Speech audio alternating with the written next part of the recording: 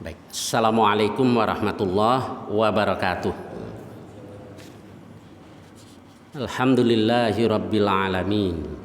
Wa bihi nasta'inu ala umurid dunya waddin. Assalatu wassalamu ala asyrafil anbiya'i wal mursalin nabiyyina Muhammadin wa ala alihi wa sahbihi ajma'in. Kita lanjutkan bab ke-40, yaitu babun fi du'ain nabiyyi sallallahu alaihi wasallam ilallah.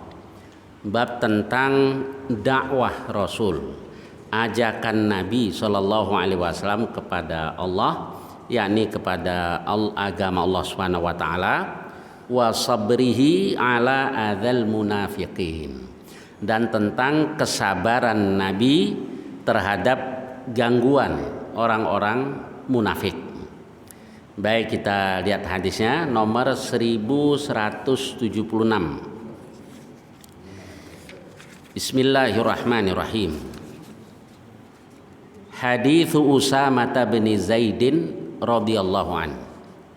Hadis Usamah bin Zaid radhiyallahu an, anna nabiyya sallallahu alaihi wasallam rakiba himaran, bahwa Nabi menunggang keledai,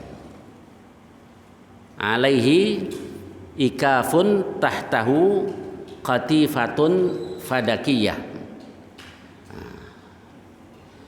Dan lanjutannya wa ardafa wara'ahu Usamah, Nabi letakkan atau boncengkan di belakangnya Usamah ibn Zaidin. Wa huwa ya'udu Sa'ad bin Ubadah, Nabi ingin menjenguk Sa'ad bin Ubadah radhiyallahu an fi Banil Harith ibnil Khazraj. Dan wadzalika qabla wiq'ati Badrin, itu terjadi sebelum perang Badar. Hatta marra fi majlisin fihi akhlatun minal muslimin wal musyrikin, hingga Nabi melewati satu majelis yang di dalamnya ada campuran minal muslimin wal musyrikin, ada dari orang-orang muslim, ada dari orang-orang musyrik, abadatal authan, yaitu para penyembah berhala, wal yahud, ada juga orang Yahudi. Wa fihim Abdullah ibnu Ubay ibnu Salul, dan di tengah-tengah mereka ada Abdullah bin Ubay bin Salul. Wa fil majlis, dan di majlis itu juga ada Abdullah ibnu Rawahah. Baik, Rasulullah SAW bersama dengan Usamah bin Zaid, sebagaimana sudah pernah kita kaji bahwa ketika Rasulullah itu ditanya, siapa yang paling kau cintai ya Rasulullah, Nabi Shallallahu Alaihi Wasallam katakan Fatimah. Tsumma man, kemudian siapa ya Rasul? Usamah. Jadi Usamah ini ya kayak cucu Rasul, karena bapaknya Zaid bin Harithah itu dulu anak angkat Rasul. Jadi sebelum turun surah Al-Ahzab, Zaid itu disebut Zaid bin Muhammad. Nah, ibunya Ummu Aiman yang dulu mengasuh Rasulullah Sallallahu Alaihi Wasallam. Jadi hubungan ini sangat dekat lah dengan Rasul. Rasul naik keledai, si Usamah membonceng di belakangnya untuk menjenguk Sa'ad bin Ubadah. Sa'ad bin Ubadah itu dari suku Khazraj. Penduduk asli Madinah itu kan Aus dan Khazraj. Nah, kemudian orang-orang Yahudi, ada beberapa suku Yahudi yang tinggal di Madinah. Nah, mereka mengadakan muhalafah lah, perjanjian damai, dengan ada yang mengadakan muhalafah dengan suku Aus, ada juga yang mengadakan muhalafah dengan suku Khazraj. Baik, kemudian Nabi melewati satu majelis. Di situ campur, ada orang-orang muslim, ada orang-orang musyrik, para penyembah berhala, ada juga orang-orang Yahudi. Nah, di tengah-tengah mereka ada Abdullah bin Ubay bin Salul. Abdullah bin Ubay bin Salul tokoh munafik Madinah. Tapi waktu itu dia belum masuk Islam. Dia masih musyrik sebab kejadian ini terjadi sebelum perang Badar. Nah, sebelum perang Badar itu tidak ada orang munafik. Waktu di Mekah apalagi nggak ada munafik. Yang ada orang-orang mukmin yang siap menanggung resiko yang berat atas keislaman mereka. Nah, dan apalagi kalau status sosial mereka dipandang rendah, itu berat cobaannya. Kayak Bilal bin Rabah, Ammar bin Yasir dan keluarganya dan seterusnya lah. Hijrah ke Madinah juga belum ada munafik. Jadi di Mekah yang ada mukmin yang siap menanggung resiko yang berat, kafir yang memusuhi Rasul dan pengikutnya.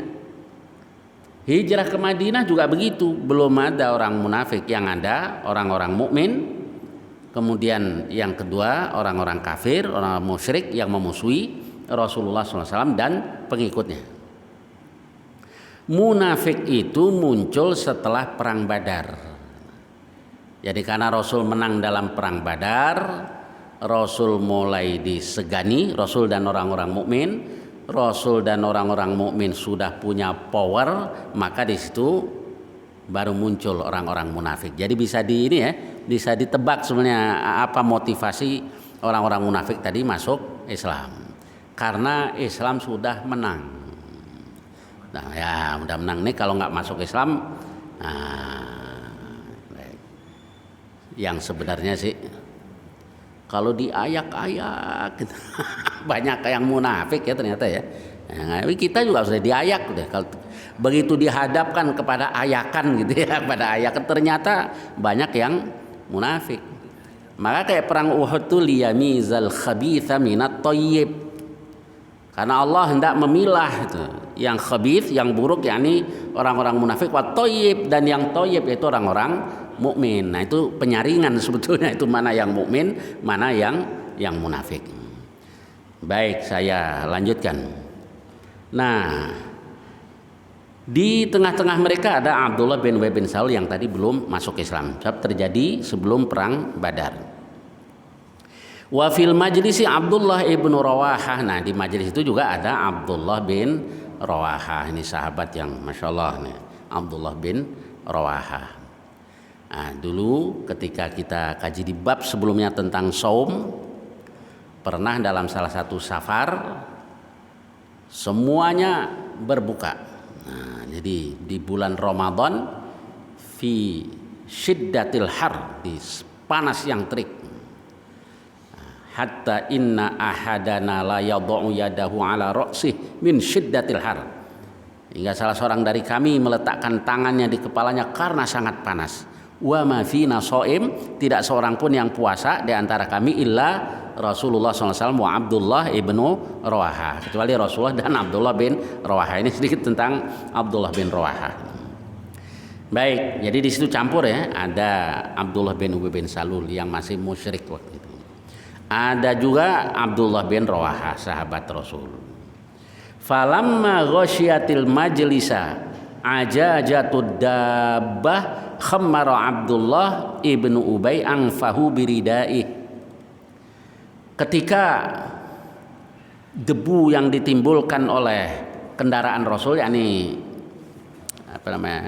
keledai Rasul itu memenuhi meliputi majelis itu, maka Abdullah bin Ubay bin Salul tutup hidungnya dengan selendangnya. Maksudnya marah sama Rasul kok menimbulkan debu. Baik, kemudian tsumma qala, kemudian Abdullah katakan la tughabbiru alaina, jangan menebarkan debu lah terhadap kami. Fasallama alaihimun nabi, lalu Nabi salam kepada mereka. Nah, di sini ada pelajaran bahwa kalau di majelis itu campur, ada muslim, ada munafik, ada kafir, ya cukup salam assalamualaikum warahmatullahi wabarakatuh. Jadi nggak ada salam yang lain dalam Islam. Assalamualaikum warahmatullahi wabarakatuh kalau campur. Kalau khusus non muslim ya tidak boleh memulai la tabda'ul yahuda walan nasara bis salam. Insyaallah yang tua-tua masih ingat ya, dulu zaman Mu'ti Ali. Menteri Agama dulu kan Mu'ti Ali. Bagaimana salamnya ketika menghadapi non muslim semua ini di majelis mereka. Salam beliau adalah kayak salam Rasul dalam suratnya yang ditulis kepada Kaisar Heraklius. Assalamu ala manit taba'al huda. Salam buat orang yang mengikuti petunjuk. Nah, itu yang diajarkan Rasul begitu.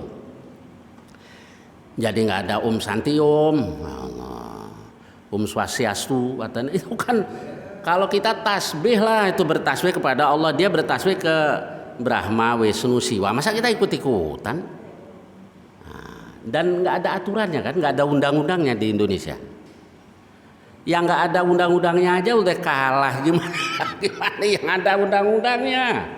Nggak ada undang-undang kita udah kalah gimana mau meluhurkan Islam? Nggak ada kan? Nggak salam juga nggak apa-apa. Begitu maju hadirin, nah itu selesai.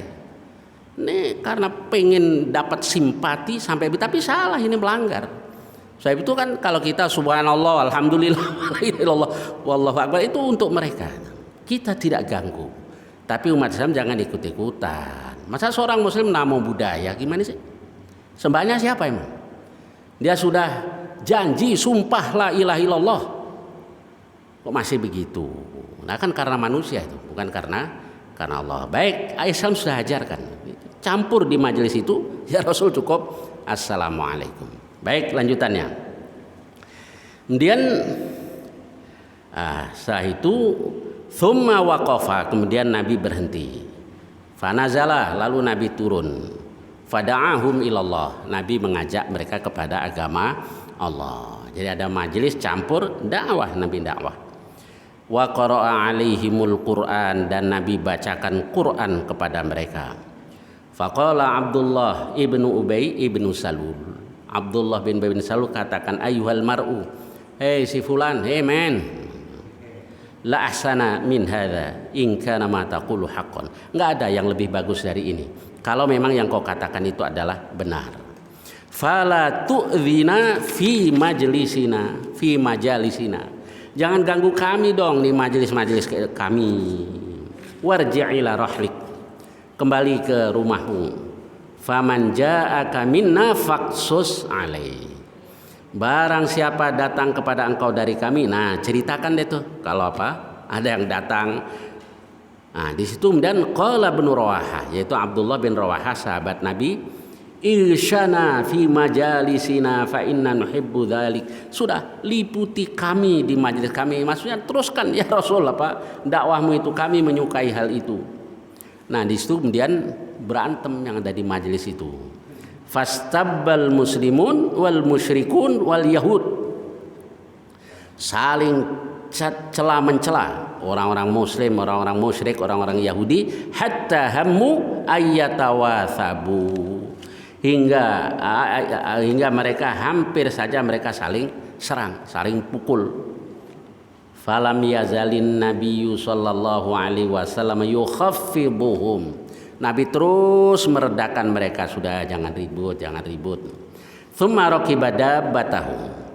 Kemudian Nabi mengendarai kendaraannya hatta dakhala ala Sa'd bin Ubadah. Hingga Nabi masuk ke tempat Sa'ad bin Ubadah. Kan tujuan Rasul tadi ingin menjenguk Sa'ad bin Ubadah. Faqal. Lalu Nabi bersabda, "Ai Sa'adu, wahai Sa'ad, alam tasma' ma qala Abu Hubab? Tidakkah kau dengar apa yang dikatakan oleh Abu Hubab? Yuridu Abdullah ibn Salul." Yang Nabi maksudkan adalah Abdullah bin Ubay bin Salul. Jadi begini, sebetulnya namanya Abdullah bin Ubay bin Salul. Dia punya anak Hubab. Nah Hubab ini Muslim, sahabat Nabi. Maka ketika bapaknya meninggal, dia datang kepada Rasul, ya Rasul berikan dong gamismu. Buat apa? Buat mengkafan bapak saya. Nabi kasih. Kok Nabi kasih? Kan tokoh munafik. Iya, para ulama katakan karena Nabi menghormati anaknya. Anaknya dihormati. Karena anaknya sahabat gitu. Nah, dan ditanya oleh Rasul, namamu siapa? Hubab. Namamu Abdullah. Nah, jadi Nabi robah namanya karena Hubab itu ismu syaiton, nama setan. Nabi robah jadi Abdullah. Maka anaknya adalah Abdullah ibnu Abdillah ibni Ubay ibni Salul. Abdullah bin Ubay bin Salul. Baik, kemudian saya lanjutkan. Wahai Sa'ad, kamu nggak dengar tuh yang dikatakan Abu Hubab yuridu Abdullah ibna Ubay. Qala kadza wa kadza, dia ngomong begini begitu.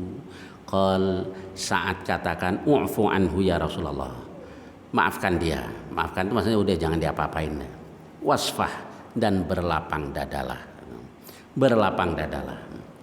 Fa wallah, demi Allah, laqad a'taka Allah alladhi a'taka. Demi Allah, Allah sudah berikan kepada engkau apa yang Allah berikan, yakni wahyu, kerasulan, kenabian Allah sudah berikan kepada engkau. Tapi persoalannya ya Rasul gitu, walaqadistolaha ahlu hadhil bahrah. Nah, penduduk negeri ini, bahrah di riwayat Muslim itu buhairah. Penduduk kampung ini, negeri ini sudah bersepakat ala ayyutawijuhu, untuk memberikan taj, mahkota kepadanya. Maksudnya apa? Dia pemimpin dari suku Khazraj. Kaum penduduk negeri ini sudah sepakat lah untuk jadikan dia kayak raja lah. Yutawiju fa yu'asibunahu bil isabah. Lalu mereka mengikat kepalanya dengan isabah, dengan selendang. Juga kiasan, maksudnya menjadikan dia sebagai seorang pemimpin. Jadi ini juga sebabnya kenapa dia sangat memusuhi Rasul, karena dia pemimpin. Dia raja, Khazraj. Datang Rasul, nah, jadi dia tidak masuk Islam, dia jadi munafik itu sebenarnya karena dendam. Nah, apa yang dikatakan oleh si Sa'ad bin Ubadah itu benar. Falamma raddallahu dzalika bil haqq alladzi a'taka syariqa bidzalik. Nanti ya Rasul, kalau Allah Subhanahu wa taala sudah menolak hal itu dengan kebenaran yang diberikan kepada engkau, tenang aja, nanti Allah ya Rasul yang mau ini. Maka syariqa bidzalik. Syariqa itu orang yang keselak. Apa ini? Makan nyangkut di sini. Syariqa dia akan keselak apa kata orang Betawi bilang, ngegondok ya. Dia kesel, dia ngegondok. Nah, maksudnya dia hasad. Dia nanti juga akan dengki, akan iri kepada engkau. Kalau Allah sudah berikan kemenangan. Fadzalika fa'ala bihi ma ra'aita. Ya, itulah yang dia lakukan sebagaimana yang kau lihat. Fa'afa anhu Nabi, lalu Nabi SAW memaafkannya dalam arti membiarkannya. Nah, ini sikap Rasulullah SAW terhadap orang-orang munafik itu memang bertahap.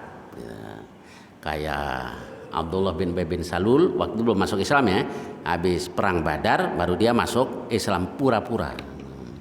Nah, Rasul bertahap. Ketika ada yang usul ya Rasul nggak diperangi saja, tidak. Nanti orang akan katakan qatala Muhammadun ashabah. Muhammad membunuh para sahabatnya sendiri. Berat, emang paling berat ngadepin orang munafik. Mau diperangi orang pasti bilang Muhammad bunuh sahabatnya sendiri. Tapi kalau kita lihat sikap Rasul tuh makin tegas, apalagi setelah turun surah At-Taubah.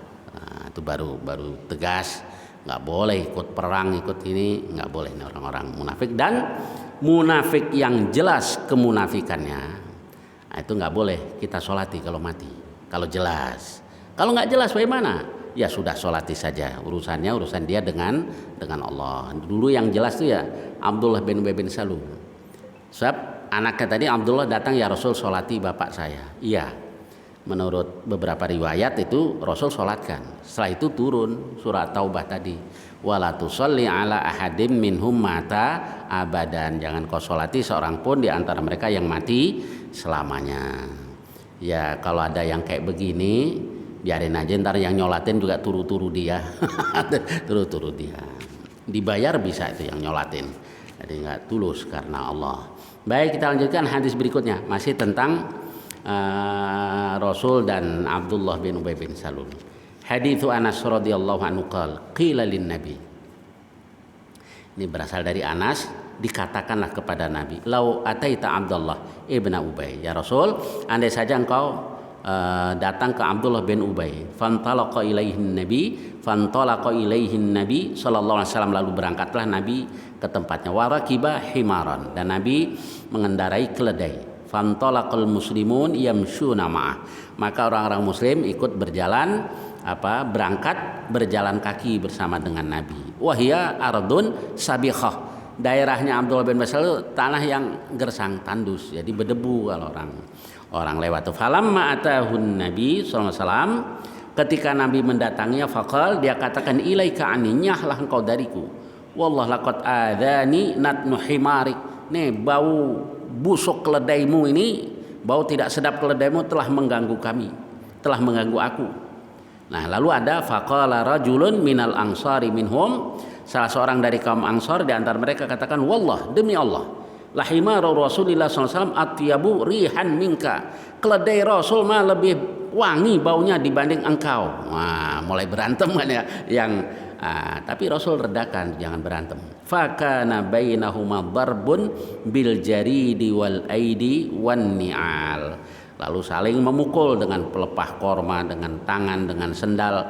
Fa balagona, nah ini Anas katakan, sampailah berita kepada kami, annaha unzilat, bahwa ayat ini diturunkan, a'udzubillahi minasyaitonirrajim, wa in ta'ifatani minal mu'minina qatatalu fa aslihu bainahuma, dan apabila dua kelompok dari orang-orang mukmin saling berperang, maka adakan islah di antara keduanya, dan seterusnya. Tapi pendapat Anas, kata-kata Anas yang bahkan ini ada khilaf, ada perselisihan di antara ulama, sebab ayat ini tidak turun berkenaan dengan yang kejadian tersebut. Sebab dalam kejadian tersebut bukan ta'ifatani minal mu'minin, dua kelompok dari orang-orang mukmin, tidak. Orang-orang mukmin satu kata. Di situ ada mukmin, ada munafik, ada orang-orang musyrik.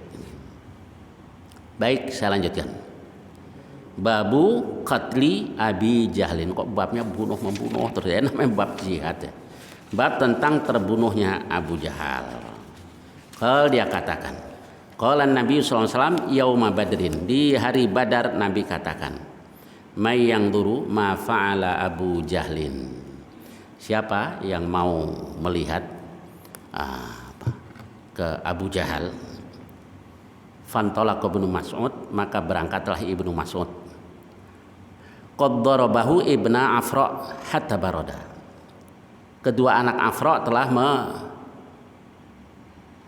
memukul, memenggal Abu Jahal sampai dia mati. Fa akhadha bi lihyatihi, Ibnu Mas'ud pun memegang jenggotnya, faqal anta Abu Jahlin, engkau Abu Jahal. Qal, dia katakan, wahal fauqa rajulin qatalahu qaumu, apa ada kehinaan kalau ada seseorang dibunuh oleh kaumnya sendiri? Au qala, atau dia katakan, qataltumuh, kamu bunuh dia. Baik, ini apa? Di Al-Lulu' wal Marjan itu cuma singkat saja. Tapi nanti di Sahih Muslim dan lainnya itu jelas sekali bagaimana cerita tentang terbunuhnya Abu Jahal dalam perang Badar. Jadi Abu Jahal itu terbunuh dalam perang Badar. Perang Badar itu yang mengobarkan Abu Jahal. Jadi waktu itu Rasulullah SAW kan hijrah. Hijrah itu sudah diumumkan oleh Abu Jahal. Siapa yang bisa menangkap Muhammad hidup atau mati, dia dapat hadiah 100 onta. Berarti kan sudah ada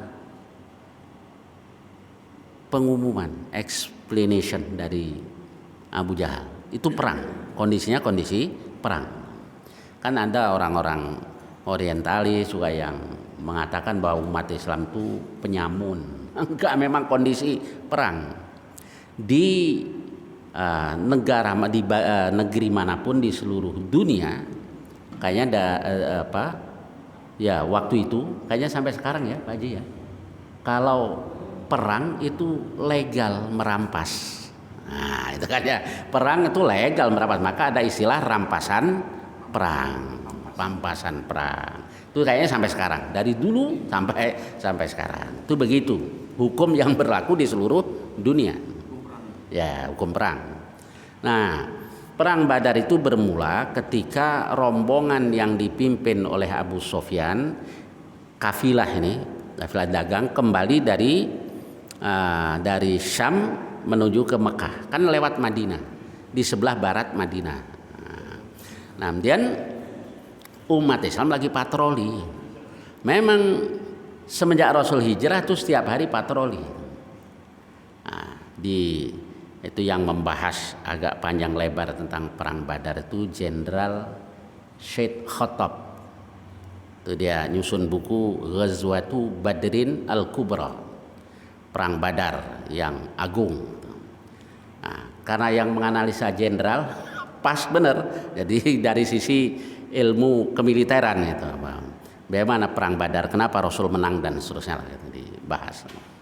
Nah, Jenderal Syed Khattab ini dulu anak buahnya Saddam Hussein, tapi kemudian dia tobat. Jadi dulunya ikut partai Ba'ath, kemudian yang sosialis itu, tapi kemudian dia kembali ke Islam. Nah, ketika dia sudah tobat tuh dia susun buku tadi Ghazwatu Badrin Al-Kubra.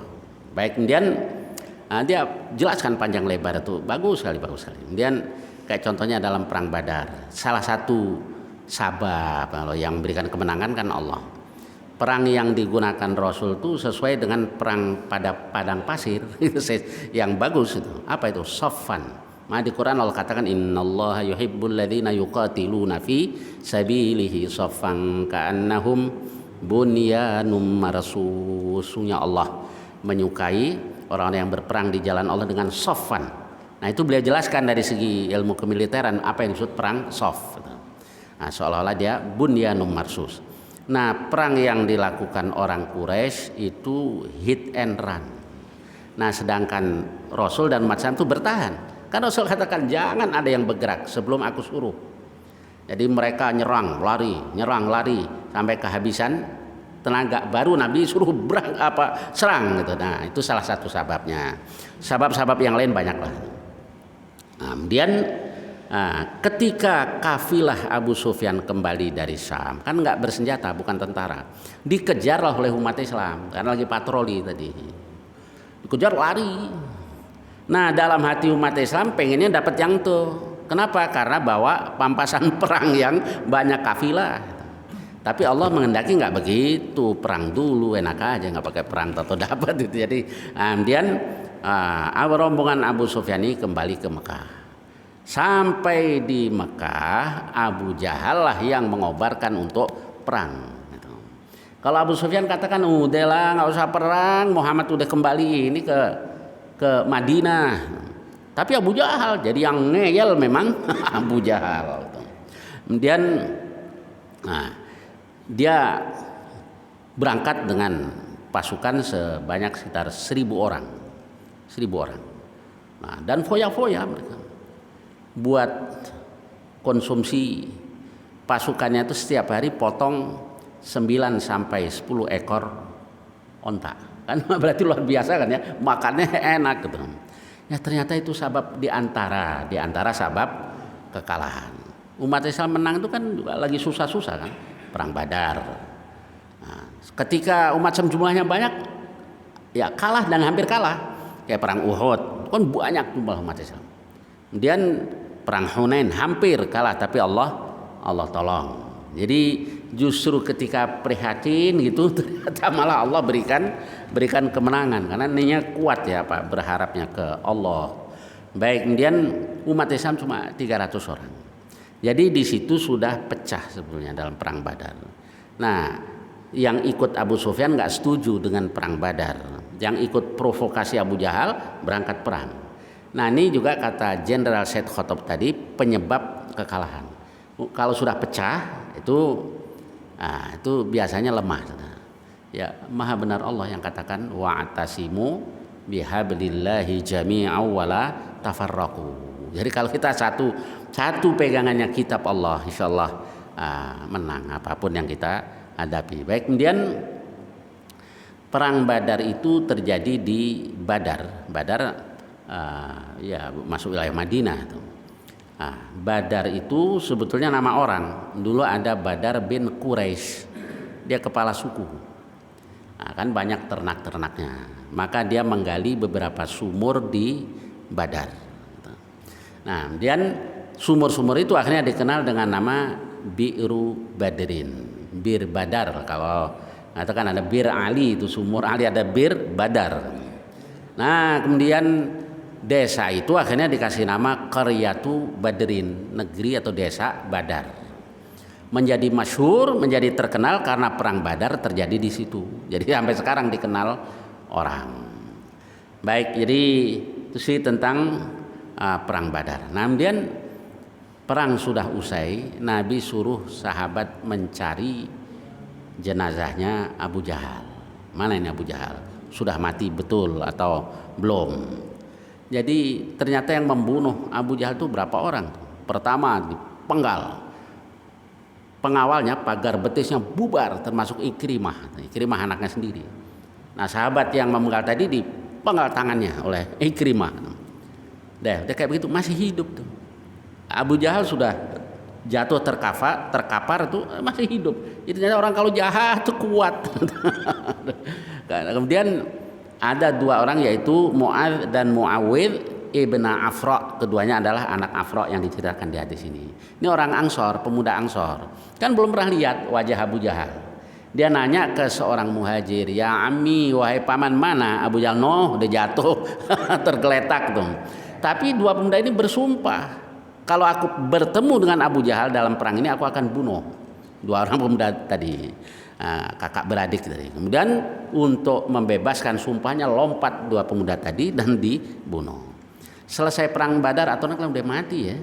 Aturan udah mati. Enggak, ternyata dia masih hidup. Nah, itu ketika disisir oleh Ibnu Mas'ud, diinjak kepalanya. Kalau tadi kan di hadis ini dijelaskan ditarik jenggotnya. Anta Aba Jahlin, engkau kan Abu Jahal. Terus dia katakan itulah wahal fauqa rajulin qatalahu qaumuh. Enggak hina kan kalau seseorang dibunuh oleh kaumnya sendiri. Jadi mau mati pun sombongnya enggak hilang-hilang tuh. Masa saya masih bangga lah kalau yang bunuh kaumnya sendiri. Tapi saya enggak bangga kalau di riwayat Muslim tuh lafadznya falaula ghairu akarin qatalani itu. Andai saja yang bunuh saya selain akar itu petani, orang yang dianggap rendah lah. Nah yang bunuh kan dua anak Afra, ngapain yang bunuh dia? Saya bangga kalau yang bunuh saya, kau saya Allah kesombongan nggak hilang-hilang ya, sampai mau mati pun tetap sombong. Dan dipenggal palanya oleh Ibnu Mas'ud. Nah, lalu dibawa menghadap Rasul. Nah itu yang Rasul katakan. Hadza fir'aunu hadhil ummah. Ini adalah Fir'aunnya umat ini. Benar memang. Abu Jahal ya Fir'aunnya umat ini yang paling jahat dalam memusuhi Rasulullah SAW dan orang-orang beriman. Oke, kita sekarang beribadah, kita menjalankan ketaatan, tapi tidak mengalami hal sebagaimana yang dialami oleh Rasul dan para sahabat radhiyallahu anhum. Harus kita syukuri. Bersyukur kita mau sholat mau ini bebas kan. Tapi sebetulnya jangan lupa kenapa di Indonesia ini kok kerukunannya berjalan dengan baik. Nggak ada kan konflik, ya ada kecil antar umat beragama. Ada satu fakta yang kita sering lupakan karena kita sudah dibentuk oleh ini pembentukan kita sudah terjejali lah oleh pembentukan public opinion bahwa umat Islam jahat, umat Islam itu teroris. Coba sekarang kita renungkan, kenapa di Indonesia kerukunan bisa berjalan dengan baik? Karena mayoritas umat Islam. Udah jangan khawatir deh yang minoritas, kalau umat Islam mayoritas aman di mana-mana. Asal umat Islam mayoritas, yang minoritas insya Allah aman. Karena Islam punya ajaran lakum dinukum waliyadin, nggak ganggu, kita nggak ganggu, mereka juga jangan tapi jangan ganggu terus dong. Orang lama-lama juga ada batas-batas kesabarannya ya kalau diganggu terus. Ikan asin aja dibakar ngolet ya, masa orang mau diem aja kalau terlalu kalau terlalu diganggu terus. Nah, nih jadi apa? Coba sekarang umat Islam minoritas di mana nih? India. Partai Janata ya yang berkuasa sekarang. Coba nasibnya. Itu mah dari dulu. Sekarang aja karena media sosial, nah, dari dulu, cuma dulu nggak terekspos umat Islam di India. Dulu ada guru kami itu Abdus Salam Anglo dari India tuh. Dia cerita tuh, lagi sholat id, sekarang di Brondong sana. Nah, jadi cuma dulu nggak terekspos saja. Tuh umat Islam yang minoritas. Di Filipina bagaimana nasibnya kita tahu sendirilah. Di Myanmar Rohingya nasibnya bagaimana? Cuma kita ngapain ikut-ikutan menjelek-jelekan Islam, menjelek-jelekan umat Islam dan fobi terhadap Islam. Tuh, padahal itu realita. Dah di mana lagi? Yang menurut Uighur gimana nasibnya? Nah ya, jadi ini fakta yang orang banyak lupakan. Bagaimana di Perancis, bagaimana juga di negara-negara yang lain. Ya, karena Islam punya ajaran itu, nggak boleh ganggu orang lain. Jangan kata ganggu dengan peperangan kalau nggak ada masalah ya. Mencela sembahan mereka pun nggak boleh kita. Biar mereka tidak mencela, mencaci maki Allah. Ya udah urusan mereka masing-masing. Itu tadi ajaran Islam tentang toleransi, lakum dinukum waliyadin. Jadi alhamdulillah lah kita hidup di negara yang aman, tentram seperti ini. Tapi jangan juga kadang ada juga kita yang jihad itu kan menuntut ilmu, jihad itu kan cari rizki, ya ini mah kebablasan. Jihad ya jihad lah.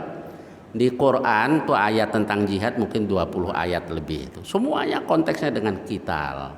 Mungkin kita beranggapan begitu tuh karena kelihatannya tabu lah kalau di Indonesia bicara jihad, karena relatif aman di Indonesia. Coba di Palestina sana kita jadi ustadz di sana, jadi dai, al jihad tolabul ilmi, al jihad kasbur rizki, sambitin merang sana.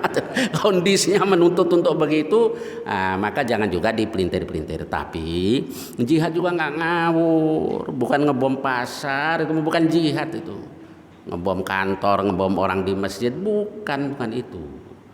Jihad di jalan Allah. Maka itulah pentingnya kita belajar fiqhul jihad, fikih tentang jihad. Nanti tahun 98 dibilang dapat apa itu? Fai, dibilang rampasan perang, bukan, itu mah nyolong. 98 jarah orang tadinya taat ibadah karena nggak belajar tadi ya, ada keadaan kaget kayak begitu pada nyolong, habis itu pada nyesel, ngapain gue nyolong, seumur-umur gue nggak pernah nyolong. Nah nih karena tidak belajar dengan benar. Oke, saya kira sampai dengan hadis ini. Insya Allah yang akan datang kita lanjutkan hadis-hadis berikutnya. Barangkali ada pertanyaan-pertanyaan tentang hadis-hadis tadi atau lainnya yang saya bisa, silakan, tafadholu.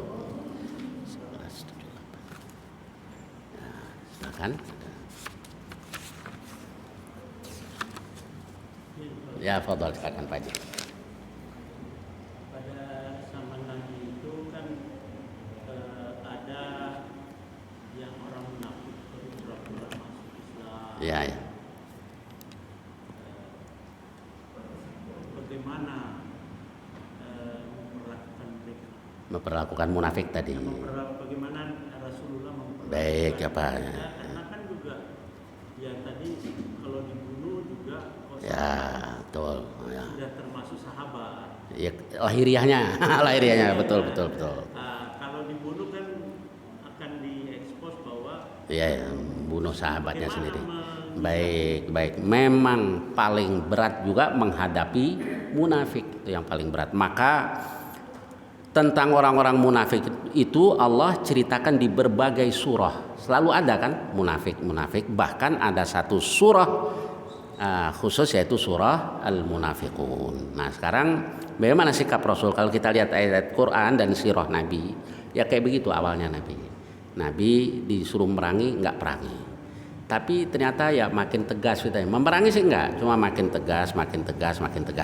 Sampai puncaknya ketika Nabi mau berangkat perang Tabuk. Nah, itu ada orang-orang munafik yang di Kuba membuat masjid. Ya Rasul, sholat ya di masjid kami. Ya nanti saya mau perang dulu. Ternyata begitu pulang dari Tabuk Allah sudah kasih tahu. Itu mah bukan masjid yang ussisa ala taqwa. Itu masjid yang dibangun untuk markas gitu. Untuk menerima kedatangan Abu Amir. Dan sudah ada janjian dengan Abu Amir yang ada di Syam ini, nanti dia datang disambut oleh orang-orang munafik di masjid itu dan akan memerangi umat Islam. Allah kasih tahu. Maka Rasul perintahkan 2 orang sahabat untuk membakar masjid itu. Nah, itulah Masjid Diror. Tapi nggak diperangi, cuma begitu aja. Masjidnya dibakar karena masjid ini direncanakan sebagai markas untuk menerima kedatangan orang-orang kafir untuk memerangi umat Islam. Nah, itulah Masjid Diror. Yang kedua itu tadi, nggak lama setelah itu Abdullah bin Ubay bin Salul yang datang kepada sebelum perang Badar itu ada kejadian yang Masya Allah itu sangat nih. Jadi beberapa orang munafik ini menggunjing Rasul. Nah, tokohnya kan Abdullah bin Ubay bin Salul. Tuh gampangnya beginilah ya. Mau melawan Banil Asfar. Jadi Syam itu Bizantium, kuasaan Bizantium mereka sebut Banil Asfar. Dikira mudah apa? Kalau sementara ini menang terus dengan orang-orang Arab, karena orang Arab nggak bisa perang. Ini mau perang lewat melawan Banil Asfar. Nah, ini gimana nih? Orang yang ngaku Muslim tapi mengejek Rasul. Kemudian, setelah itu Rasul tahu. Lalu Nabi suruh Ammar bin Yasir panggil mereka. Dipanggil. Ngomong apa tadi? Enggak ngomong apa-apa. Ini modelnya begitu. Orang munafik kalau udah kepepet apa itu? Klarifikasi. Itu. Jadi dikatakan enggak, kami enggak lakukan. Bukankah tadi ngomong begini enggak? Innama kunna nakhudu wa nal'ab. Kami cuma main-main bercanda doang, nggak serius. Itu udah kebiasaan munafik tuh. Akhirnya turun ayat di At-Taubah itu, di surah At-Taubah itu. Kalau ditanya mereka katakan innama kunna nakhudhu wa nal'ab. Allah katakan la ta'tadiru.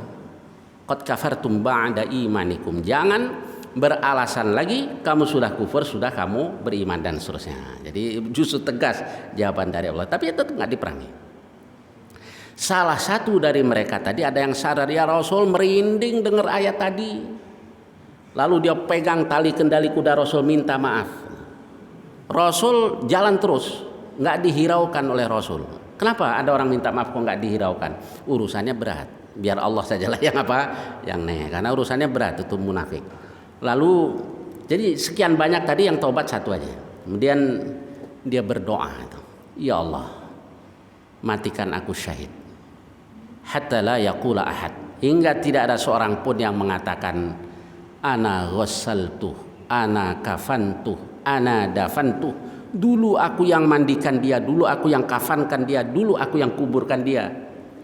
Nah, kemudian di hadis kisahnya sampai di situ saja.